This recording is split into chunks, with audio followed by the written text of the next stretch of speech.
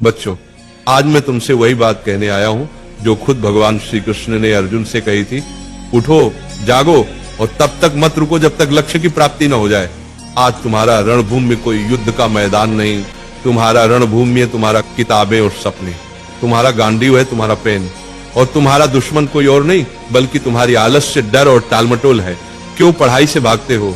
जरा सोचो, जब भी किताब खोलते हो नींद क्यों आती है? क्यों मोबाइल उठाते ही दिमाग तेज हो जाता है लेकिन किताब खोलते ही भारी लगने लगता है? क्योंकि तुम्हारा मन आसान रास्ता चुनता है। मन हमेशा कहेगा चलो बाद में पढ़ लेंगे, अभी आराम कर लो।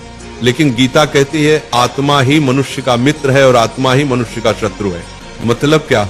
अगर तुम मन को कंट्रोल कर लो तो वही तुम्हारा सबसे बड़ा साथी है, लेकिन अगर मन ने तुम्हें कंट्रोल कर लिया तो वही तुम्हें बर्बाद कर देगा। अर्जुन भी डरा हुआ था।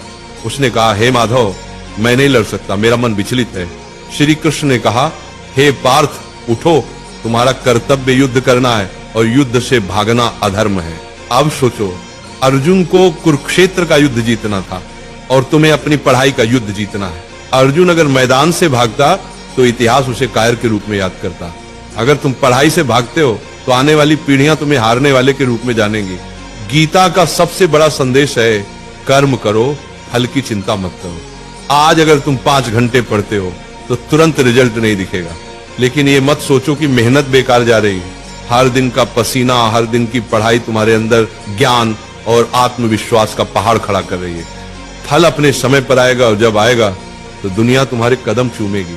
आज तुम्हारा असली दुश्मन पढ़ाई नहीं, तुम्हारा असली दुश्मन है आलस्य, ध्यान भटकना, सोशल मीडिया और कल से पढ़ेंगे वाली सोच। गीता कहती है संयम ही सच्ची विजय है।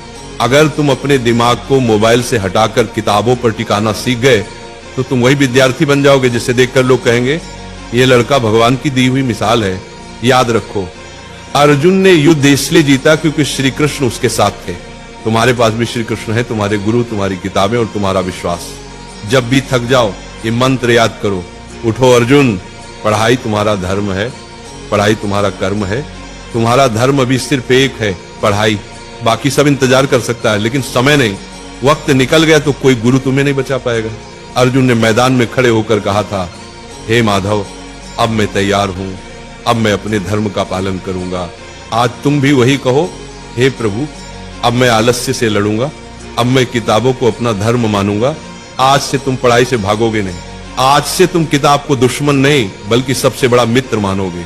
आज से तुम वही विद्यार्थी बनोगे जिसे देखकर माँ बाप की आंखें गर्व से भर जाएंगी।